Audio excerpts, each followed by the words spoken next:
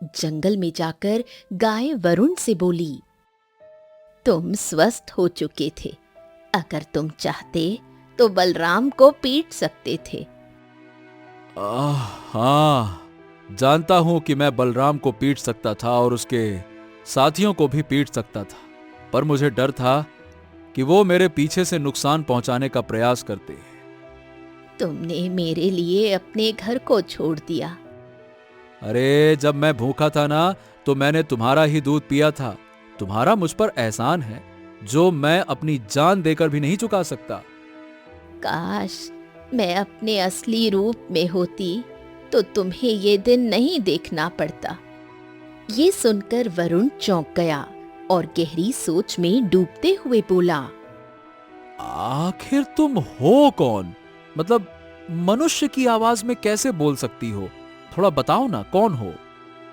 मैं वास्तव में गाय नहीं हूँ, मैं कुछ और हूँ। यूं समझ लो कि मैं श्रापित हूँ, पर मैं अपनी सच्चाई नहीं बता सकती क्योंकि मेरे ऊपर श्राप है। अगर मैं अपनी सच्चाई किसी को भी बता दूंगी तो मैं जलकर राख हो जाऊंगी। ओह, अगर ऐसी बात है तो मैं तुमसे तुम्हारी सच्चाई नहीं पूछूंगा, पर क्या तुम कभी श्राप से मुक्त नहीं हो सकती? हाँ, मेरी मुक्ति का मार्ग तो है, पर बहुत कठिन है। एक झोपड़ी के अंदर गांव का एक बूढ़ा वैद्य बैठा हुआ था। तभी वहां पर एक दुबला पतला बीमार सा दिखने वाला युवक आया और वैद्य की ओर देखकर बोला, अरे, पिछले कुछ दिनों से मेरी हड्डियों में बहुत ज्यादा दर्द हो रहा है। भूख भी नहीं लग रही है। कृपया करके मुझे कुछ जड़ी बूटी दे दीजिए। मेरा कुछ दर्द कम हो जाए। वैद्य ने उसे देखा और क्रोध भरे स्वर में कहा, अरे, तुमसे कितनी बार कहा है वरुण कि यहाँ मत आया कर। मैं तुझे मुफ्त की जड़ी बूटी नहीं देने वाला। न जाने मैंने कितनी बार तुझे मुफ्त में जड़ी बूटियां दे चुका हूँ, पर अब नहीं दे सकता। बहुत हो गई तुम्हारी नौटंकी। अगर इलाज करवाना है तो धन लेकर आओ, समझे? ये सुनकर वरुण की आंखों में आंसू आ गए। वैद्य जी, आप तो जानते हैं कि बचपन में ही मेरे माता और पिता दोनों छोड़कर चले गए थे। गांव के दूसरे घरों में काम करके मैंने अपना जीवन व्यतीत किया, परंतु पिछले कुछ वर्षों से मैं बीमार पड़ गया और मुझसे मेहनत का काम भी नहीं होता। आप जड़ी बूटियां देकर मुझे ठीक कर दीजिए। मैं मेहनत करके आपका कर्ज चुका दूंगा, वादा करता हूँ। ए वरुण, तू दफा हो जा यहाँ से। बहुत हो गई तेरी नौटंकी। कुछ नहीं मिलने वाला तुझे। अगर मेरी झोपड़ी के आसपास भी दिखाई दिया ना, तो तेरा दर्द कम नहीं बल्कि और बढ़ जाएगा। चल निकल यहाँ से, निकल। वैद्य ने वरुण को निकाल दिया। वरुण आंखों में आंसू लिए अपने घर की ओर चला गया। हे भगवान, क्या मेरी किस्मत में ऐसे ही दुख सहना लिखा है? अगर मैं स्वस्थ होता तो मुझे वैद्य जी के पास अपने इलाज के लिए जड़ी बूटियां मांगने की आवश्यकता नहीं पड़ती।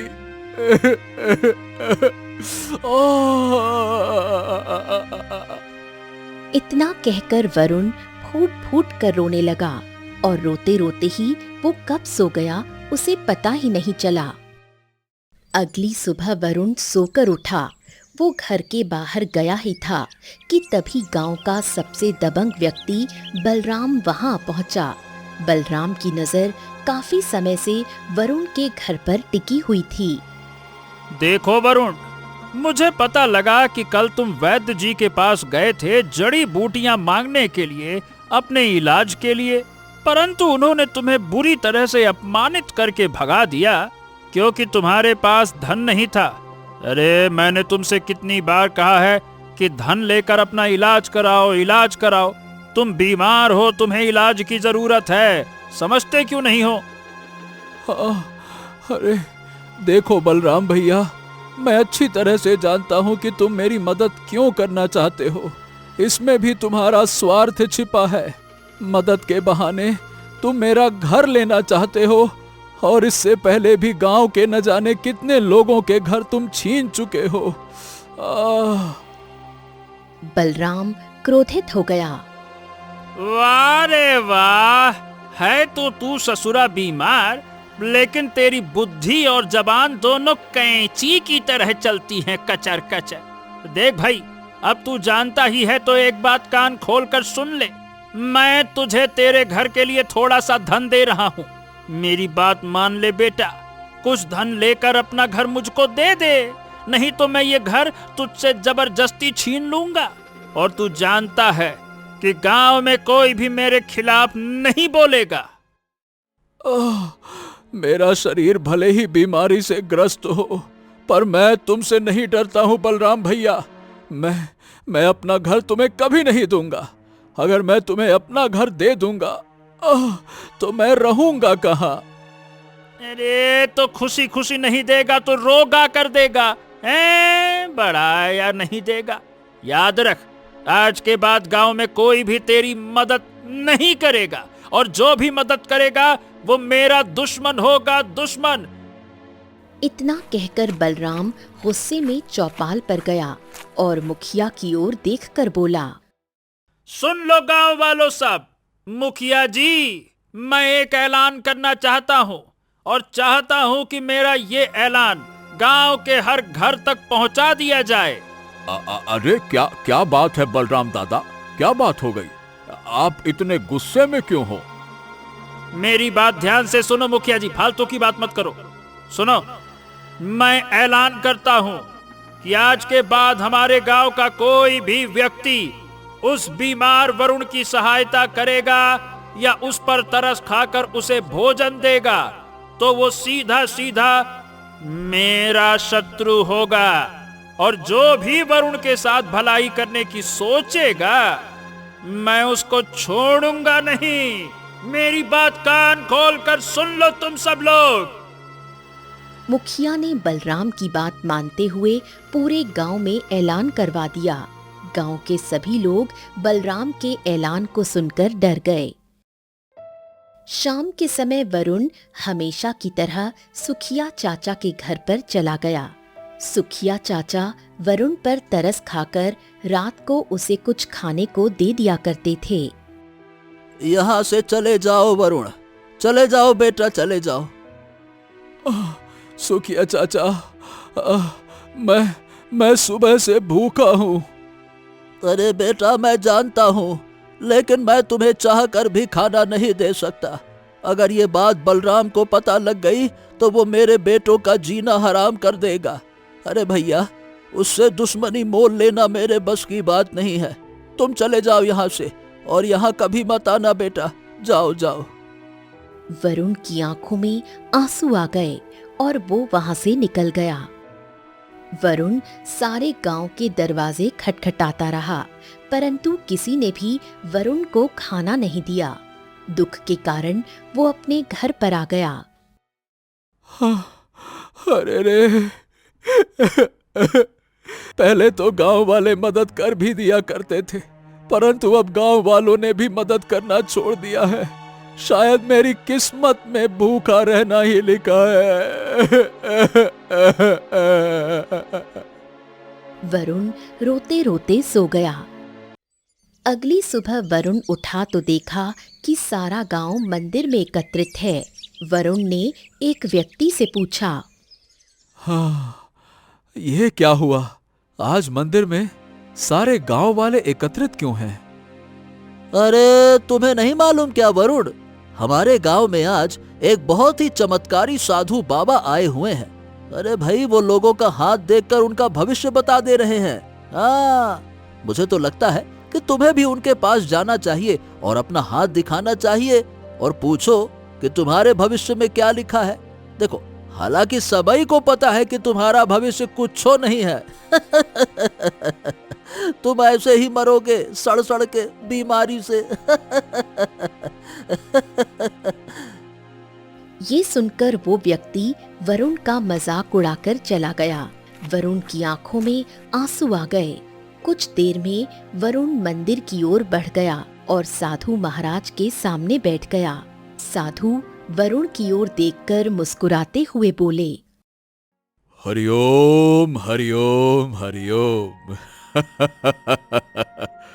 बेटा, तू बड़ा भाग्यशाली है। क्या नाम है तेरा? वरुण। तू बहुत ही भाग्यशाली है। क्या मजाक करते हैं? बचपन में माँ और पिताजी छोड़कर चले गए, सारी जिंदगी अनाथ की तरह जिया और अब तो शरीर भी साथ छोड़ गया। काफी समय से बीमार हूँ, जिसकी वजह से काम नहीं कर पाता। पहले गांव के लोग तरस खाकर खाना दे देते थे, मगर अब तो वो भी नहीं देते हैं, कोई नहीं देता। साधु वरुण का हाथ देखते हुए बोले, तेरे हाथों की रेखाओं में राजयोग लिखा है बेटा। तू बहुत जल्द ही इस राज्य का राजा बनेगा। मंदिर में मौजूद लोग हंसने लगे। इत्तेफाक से वहां बलराम भी मौजूद था।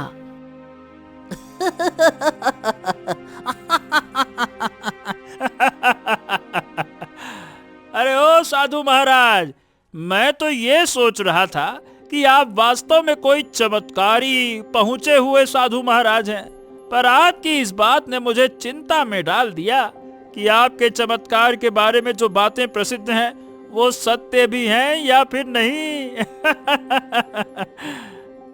मेरा एक एक शब्द सच्चा है। और हाँ, अगर चमत्कार की बात करनी है तो एक बात कान खोल कर सुन लो। मैं जानता हूं कि तू इस गांव का दबंग है और तूने अपनी दबंगई से इस गांव के काफी लोगों का जीना हराम कर रखा है। तेरी इस दबंगई से वरुण भी काफी परेशान है, पर मेरी बात ध्यान से सुन। एक समय आएगा जब तू इसी बीमार वरुण के सामने रोएगा, गिड़गिड़ाएगा और अपने बच्चों की भीख मांगेगा, परंतु वो भी तुझे नहीं मिलेगी। ये सुनकर बलराम हंसते हुए गांव वालों से बोला, सुन रहे हो गांव वालों, मैं इसके सामने भीख मांगूंगा, इस फूटी किस्मत वाले, बीमार, सड़ सड़ कर मरने वाले वरुण के सामने। अब तो ये बात तय हो चुकी है कि ये कोई चमत्कारी वमत्कारी नहीं, पाखंडी और ढोंगी बाबा है। अरे क्या तुम्हें इसकी बातों पर अभी भी विश्वास है? अपना समय क्यों बर्बाद कर रहे हो? इसके पास कोई ज्ञान नहीं है। चलो। बलराम वहां से चला गया और गांव के सारे लोग मंदिर से चले गए, सिवाय वरुण के। साधु उठकर खड़े हुए और वरुण से कहा, जब तुम उस मुकाम तक पहुंच जाओगे तब मैं तुम्हारे पास जरूर आऊंगा। हरिओम हरिओम हरिओम। इतना कहकर साधु मंदिर से बाहर निकल गए। वरुण काफी देर तक मंदिर में बैठा रहा। तभी मंदिर का पुजारी वरुण से बोला, बेटा वरुण, चलो अब जाओ बेटा, बहुत हो गई बातें। साधु की बातों को इतनी गंभीरता से मत लेना। यूं नहीं कि खुद को राजा समझ बैठो, नहीं तो गांव वाले तो तुम्हें मार मार के उधेड़ देंगे। अरे देख क्या रहे हो बेटा, कोई प्रसाद नहीं मिलने वाला। चलो चलो चलो चलो, जाओ जाओ जाओ जाओ। वरुण चुपचाप मंदिर से बाहर निकल गया। मंदिर से निकलकर वरुण धीरे धीरे जंगल की ओर चला गया।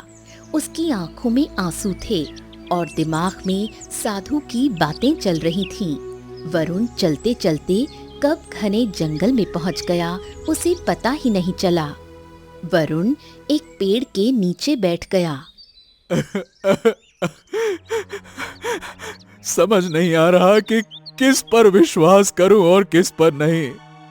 साधु महाराज की आंखों में एक विशेष चमक थी, परंतु उनके वाक्यों पर, उनकी बातों पर विश्वास करना बहुत कठिन है, क्योंकि जो इतना कमजोर व्यक्ति है, जो अपने गांव के दबंग बलराम का मुकाबला नहीं कर पा रहा, स्वयं बीमार है, हड्डियों में दर्द है, पेट में भरने को अनाज नहीं है, खाने को दाना नहीं, जो धन की वजह से अपना इलाज नहीं करा पा रहा, वो भला राजा कैसे बन सकता है? और ऊपर से कल से मैंने कुछ खाया भी नहीं है। अब तो मुझसे चला भी नहीं जा रहा। इतना कहकर वरुण जंगल के घने वृक्षों को देखने लगा। तभी उसे एक वृक्ष पर कुछ विशेष फल दिखाई दिए। वो धीरे धीरे उनकी ओर बढ़ा और ललचाई नजरों से देखने लगा। अरे, मुझ में इतनी शक्ति भी नहीं है कि पेड़ पर चढ़कर इन फलों को तोड़ सकूं और अपनी पेट की आग बुझा सकूं। अचानक उसकी नजर झाड़ियों पर पड़ी, जहां एक गाय घायल अवस्था में पड़ी थी। अरे, इस गाय के शरीर से तो खून बह रहा है। ओहो, ये तो बीमार लग रही है। आखिर ये किसकी गाय हो सकती है? जरूर बेचारी बीमार हो गई होगी और इसके मालिक ने इसे जंगल में फिकवा दिया होगा। इतना कहकर वरुण गाय के पास पहुंचा। उसने इधर उधर नजर दौड़ाई तो दूर उसे एक तालाब दिखाई दिया। वो धीरे धीरे तालाब तक गया और वहां से पानी लाकर गाय के घाव धोने लगा। क्या करूं समझ में नहीं आ रहा। इसके जख्म पर ऐसा क्या लगाऊं जिससे इसका खून रुक जाए। तभी वरुण को पास ही एक वृक्ष के नीचे जड़ी बूटियां दिखाई दी। एक काम करता हूं, यही जड़ी बूटी पीस कर इसके जख्म पर लगा देता हूं, शायद खून रुक जाए। वरुण ने जड़ी बूटियां तोड़ी, उन्हें पीसा और गाय के घाव पर लगा दिया। कुछ देर बाद खून रुक गया। गाय ने अपनी आंखें खोली और उठकर खड़ी हो गई। तभी उसके थनों से दूध टपकने लगा। तुम्हारा दूध देखकर तो ऐसा लग रहा है जैसे पेट की आग बुझ सकती है। तभी गाय इंसानी आवाज में बोल उठी। तूने मेरी सहायता की है। तेरी शक्ल देखकर लग रहा है कि तू काफी समय से भूखा है। मेरा दूध पी ले। हे भगवान, तुम तो गाय हो, फिर मनुष्य जैसे कैसे बोल सकती हो? कहीं तुम कोई राक्षस या पिशाचिनी तो नहीं हो? डर मत, डायनी या पिशाचिनी किसी मनुष्य को दूध नहीं पिलाती, बल्कि उनका रक्त चूस लेती हैं। वरुण ने डरते डरते दूध पी लिया। कुछ ही देर में उसका पेट भर गया और उसे शरीर में ताजगी महसूस हुई। तभी पूरा जंगल शेर की गर्जना से गूंज उठा। ऐसा लग रहा है जैसे यहाँ आसपास कोई शेर है। इसी शेर ने मुझे घायल किया था। इस बार तो वो मुझे मार डालेगा। डरो मत, तुम मेरे साथ मेरे गांव चलो और मेरे घर पर रहो। चलो आ जाओ। गाय तुरंत तैयार हो गई। वरुण उसे अपने घर ले आया और घर के अंदर बांधकर सो गया। सुबह जब वरुण की आंख खुली तो गाय ने इंसानी आवाज में कहा, मेरे थनों से दूध निकल रहा है, तुम इसे निकाल सकते हो। वरुण बर्तन लाया और दूध निकालने लगा। देखो ऐसा है, तुम मेरे सामने तो मनुष्य की तरह बोल रही हो, लेकिन किसी और के सामने ऐसा मत कर देना। अगर लोग देखेंगे तो डर जाएंगे और उल्टा तुम्हें नुकसान पहुंचा सकते हैं, है ना? सावधान रहना। मैं जानती हूँ। अब मेरी बात ध्यान से सुनो। तुम्हारे घर की स्थिति देखकर लग रहा है कि तुम्हारी आर्थिक हालत बहुत खराब है। वरुण की आंखों से आंसू बह निकले। उसने गाय को रोते हुए अपने जीवन की कहानी सुनाई। अगर कल मैं तुम्हारा दूध नहीं पीता तो शायद मैं इस संसार में ही न होता। भूख के मारे मेरा हाल बेहाल था। गाय की आंखों से आंसू आ गए। अब से तुम रोज सुबह शाम मेरा दूध निकाल कर पीना और बाकी दूध बेच देना। इससे तुम्हारी आमदनी भी बढ़ जाएगी। वरुण खुश हो गया। उस दिन से वो रोज दूध पीने और बेचने लगा। धीरे धीरे वो स्वस्थ होता चला गया। एक दिन जब वरुण दूध बेच रहा था, तभी गांव का वही वैद्य वहां से गुजरा जिसने कभी उसे अपमानित कर बाहर निकाला था। अरे वरुण, ए भाई तुम ही हो? गजब भाई गजब, तुम्हारा चेहरा देखकर लग रहा है कि तुम तो बिल्कुल स्वस्थ हो गए। क्यों भाई, आखिर कौन सी जड़ी बूटी खाई तुमने? किसने दी तुमको? वरुण वैद्य की बात सुनकर चौंक गया था। वैद्य जी, कुछ दिनों से मुझे अपने शरीर में परिवर्तन तो महसूस हो रहा है और मैं अपने अंदर शक्ति का एहसास कर रहा हूं। हाँ, क्या बात है, अपना चेहरा देख नहीं रहे? तुम पहले से ठीक लग रहे हो और तुम्हारा बीमार शरीर अब बलशाली हो चुका है। तुम्हारी मांसपेशियां मजबूत दिख रही हैं। हाँ। वैद्य ने बैठकर वरुण की कलाई पकड़ी और जांच पड़ताल करते हुए कहा, अरे वाह, क्या बात है, तुम्हारी नाड़ी ऐसे चल रही है जैसे सरपट सरपट दौड़ रही हो। भाई, ये बीमारी की निशानी तो बिल्कुल नहीं थी और तुम्हारे शरीर में गजब की शक्ति आ रही है। क्या कर क्या रहे हो भाई? वैद्य वहां पर रखे एक पत्थर की ओर देखकर बोला, अगर तुम्हें मेरी बात का विश्वास नहीं होता तो तुम एक पत्थर पर अपने हाथ से वार करके देखो, पत्थर टूट जाएगा और तुम्हें कोई फर्क नहीं पड़ेगा। करके देख लो।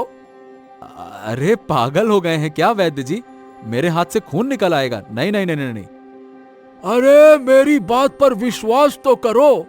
मैं हाथ की लकीरों को देखकर बता सकता हूं कि किसके अंदर कितनी शक्ति है। बस अपने ऊपर विश्वास करो, मारो एक मुक्का। वरुण ने पत्थर की ओर देखा और एक जोरदार मुक्का पत्थर पर मार दिया। अगले ही पल पत्थर 2 टुकड़ों में टूट गया। हाँ, ये तो बड़ी विचित्र बात है वैद्य जी। मतलब मुझे तो ऐसा लगा कि जैसे मैंने किसी पत्थर पर नहीं बल्कि किसी फूल पर हाथ मारा हो। यही तो, जरूर किसी चमत्कार ने तुम्हें स्वस्थ कर दिया है, वरना तुम इतनी जल्दी ठीक नहीं हो सकते थे। और अगर ठीक भी हो जाते तो शरीर में इतनी ताकत आना, नहीं भाई, ये तो असंभव था। लेकिन चलो, जो भी हुआ अच्छा हुआ। तुम स्वस्थ हो चुके हो और अब तुम्हारा धंधा भी चल निकला है। बहुत बढ़िया, चलो भाई, राम राम। इतना कहकर वैद्य वहां से चल दिया। वरुण कुछ सोचते हुए अपने घर लौट आया और सारी घटना अपनी गाय को सुनाने लगा। गाय खुश हुई और बोली, चलो अच्छा है, तुम्हारी बीमारी दूर हो गई और तुम शक्तिशाली भी हो गए। अब तेरी आमदनी भी अच्छी हो गई। चलो, सब कुछ तुम्हारी वजह से हुआ है। बहुत बहुत धन्यवाद। हाँ।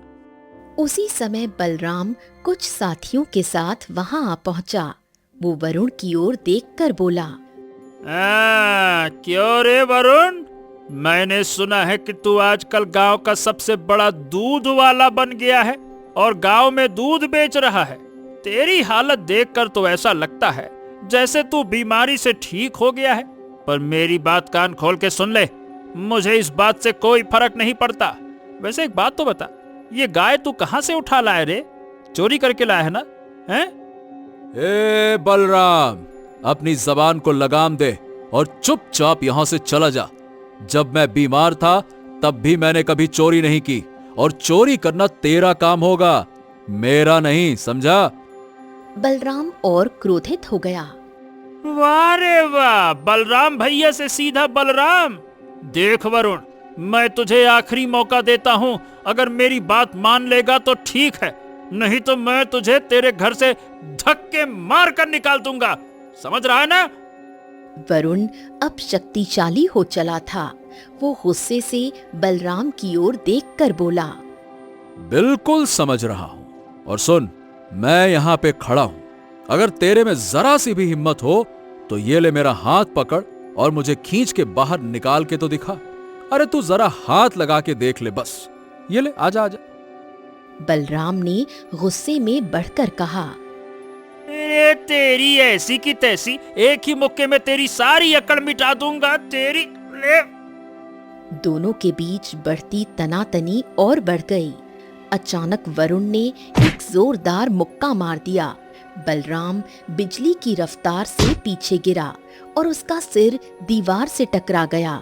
रक्त निकलने लगा।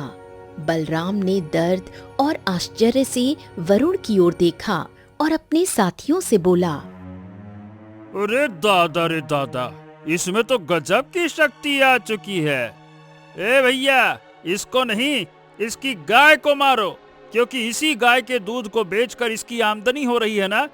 इस गाय को जान से मारकर इसको फिर से भिखारी बना दो। मारो गाय को। बलराम के साथियों ने डंडे और लाठी उठाकर गाय पर प्रहार करना शुरू कर दिया। वरुण ने बड़ी मुश्किल से अपनी गाय को बचाया और बलराम से कहा, ए बलराम, मेरी गाय को छोड़ दे, बहुत हो गई तेरी नौटंकी। अरे मैं बिल्कुल नहीं छोड़ने वाला। ए तेरी तो ले। अरे ठीक है ठीक है ठीक है, बस बस करो। तुम्हें चाहिए मेरा घर ना, ले लो, मेरा घर ले लो, लेकिन मेरी गाय को कुछ मत करो। देखो, आज जो कुछ भी मैं हूं इसी गाय की वजह से हूं। इसी ने मुझे जीवन दिया है। इसको छोड़ दो, दूर हो जाओ इससे। बलराम ने अपने साथियों को इशारा किया और वो रुक गए। अब आया ना लाइन पे। ठीक है ठीक है ठीक है, अभी और इसी वक्त ये घर छोड़ दे और दफा हो जाए यहाँ से। चल निकल जा, देख क्या रहा, जा। वरुण अपनी गाय को लेकर अपने घर को छोड़कर जंगल की ओर चल पड़ा। जंगल में जाकर गाय वरुण से बोली, तुम स्वस्थ हो चुके थे। अगर तुम चाहते तो बलराम को पीट सकते थे। हाँ, जानता हूं कि मैं बलराम को पीट सकता था और उसके साथियों को भी पीट सकता था, पर मुझे डर था कि वो मेरे पीछे से नुकसान पहुंचाने का प्रयास करते। तुमने मेरे लिए अपने घर को छोड़ दिया। अरे जब मैं भूखा था ना, तो मैंने तुम्हारा ही दूध पिया था। तुम्हारा मुझ पर एहसान है जो मैं अपनी जान देकर भी नहीं चुका सकता। काश मैं अपने असली रूप में होती तो तुम्हें ये दिन नहीं देखना पड़ता। ये सुनकर वरुण चौंक गया और गहरी सोच में डूबते हुए बोला, आखिर तुम हो कौन?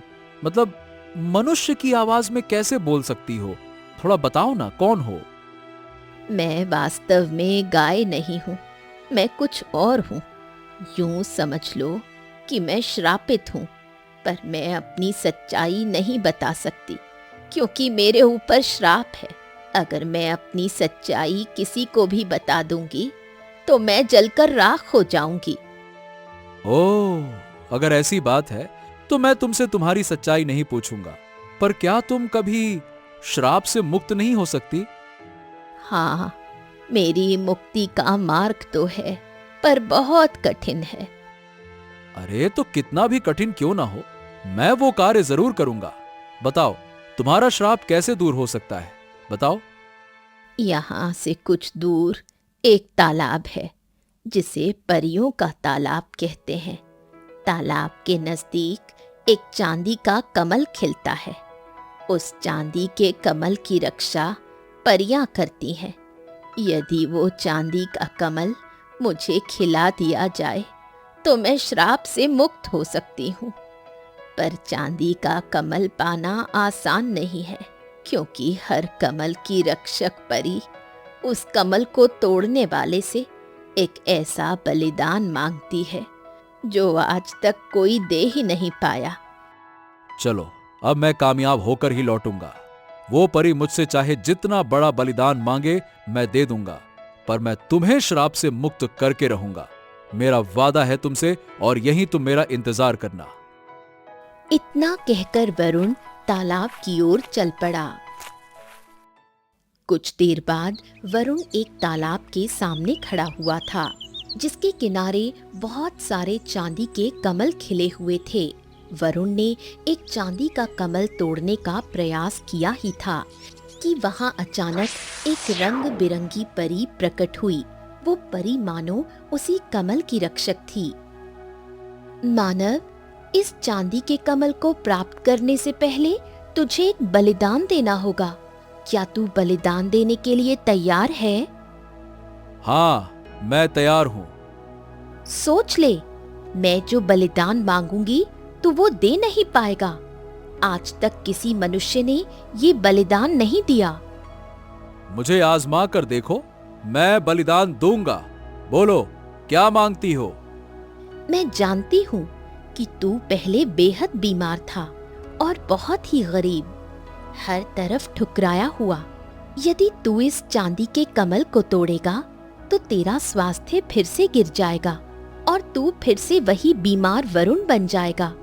क्या तू अपने स्वास्थ्य का ये बलिदान देने के लिए तैयार है जो तुझे उस गाय के जादुई दूध से मिला है? गाय का जादुई दूध? हाँ, तूने जो दूध पिया है, क्या तूने उसे साधारण दूध समझ रखा था?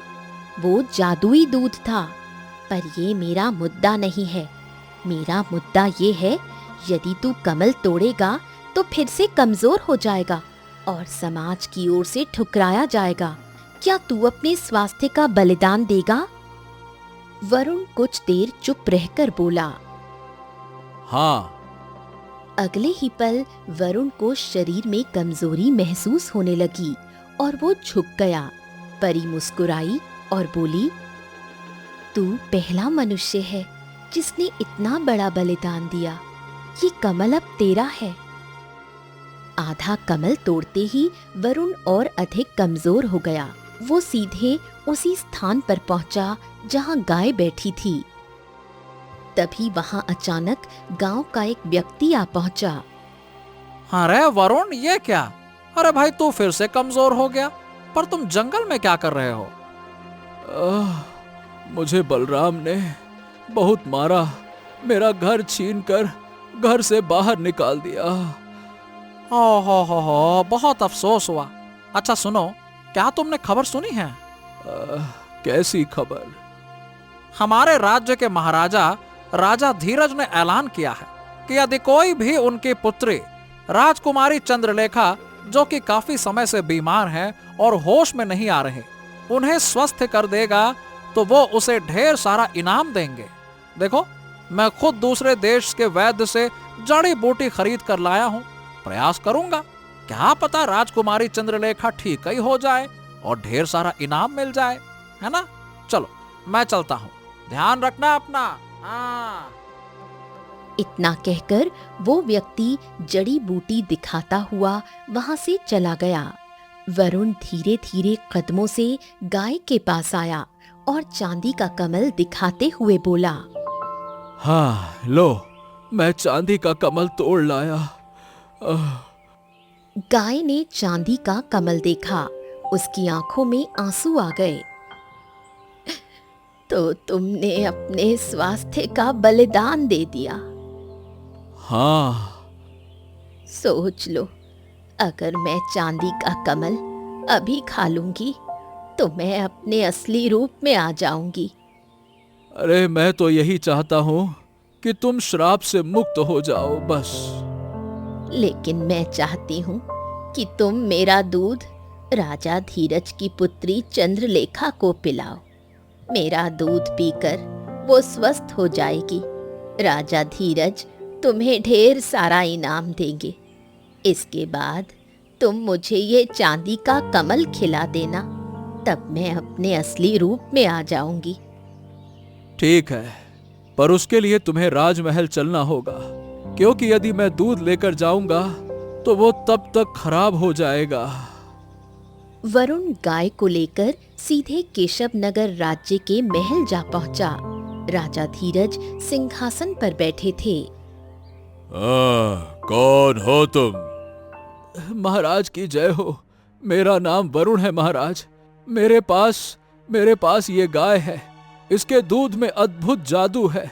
जो भी इसका दूध पीता है वो स्वस्थ हो जाता है। कुछ समय पहले मेरी पत्नी वसुंधरा और मेरी पुत्री चंद्रलेखा शिकार करने जंगल में गई थी।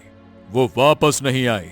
जब मैं सैनिकों के साथ उन्हें ढूंढने गया तो मुझे अपनी पुत्री चंद्रलेखा बेहोश मिली, जो कि अब तक होश में नहीं आई।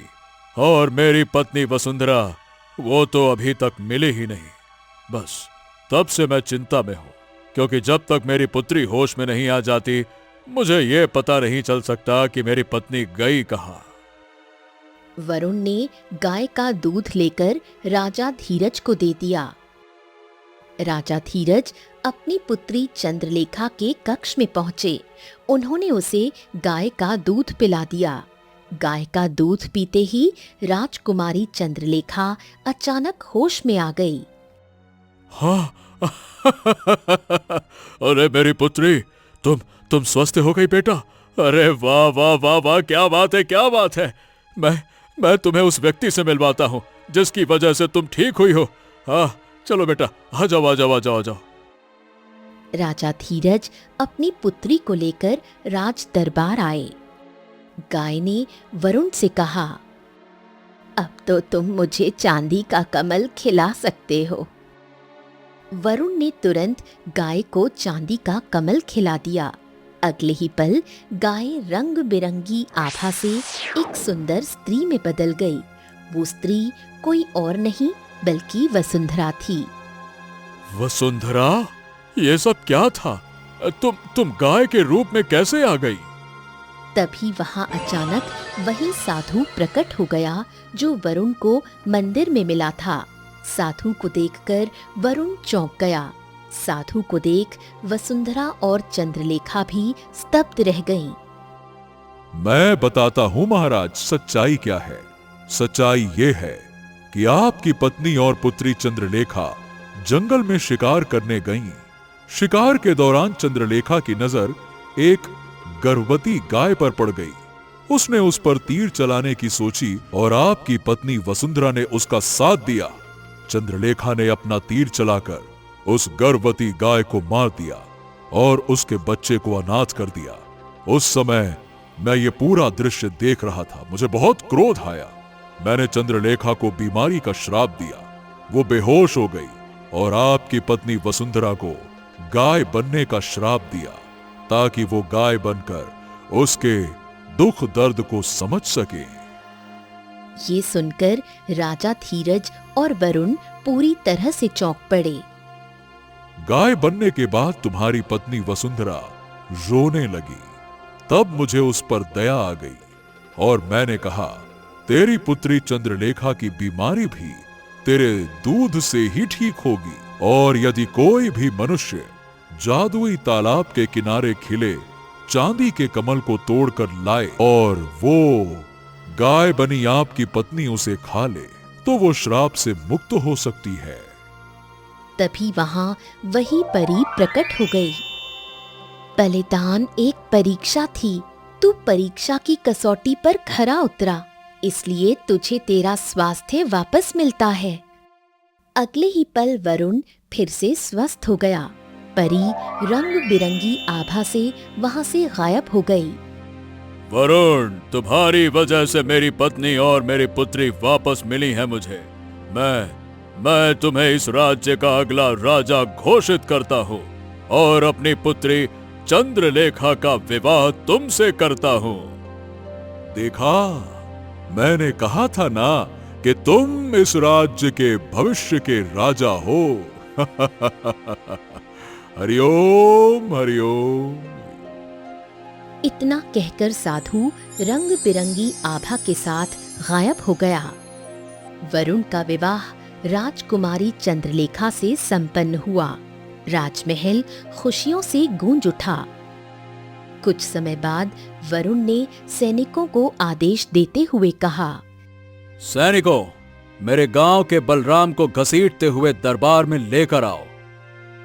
सैनिक तुरंत बलराम को पकड़कर राज दरबार में ले आए। मुझे देखकर आश्चर्य तो हो रहा होगा तुझे। तूने मेरा घर छीना था और देख, आज ईश्वर ने मुझे पूरा का पूरा राज्य दे दिया। अब तेरे अत्याचारों की सजा मिलने का समय आ चुका है। बलराम कांपने लगा। मुझे मुझे मुझे मुझे क्षमा कर दो वरुण, गलती हो गई, भूल हो गई मुझसे, मती मारी गई थी मेरी। माफ कर दो वरुण, माफ कर दो, माफ कर दो। माफी माफी महाराज वरुण, माफ कर दो, माफ कर दीजिए, माफ कर दीजिए। बलराम वरुण के सामने गिड़गिड़ाने लगा। सैनिकों, बंदी बनाकर इसे कारागार में डाल दो। ले जाओ इसे। सैनिक बलराम को घसीटते हुए कारागार में ले गए। जब इंसान का दिल साफ हो और उसकी नीयत नेक हो तो ईश्वर भी उसकी हर राह आसान कर देते हैं।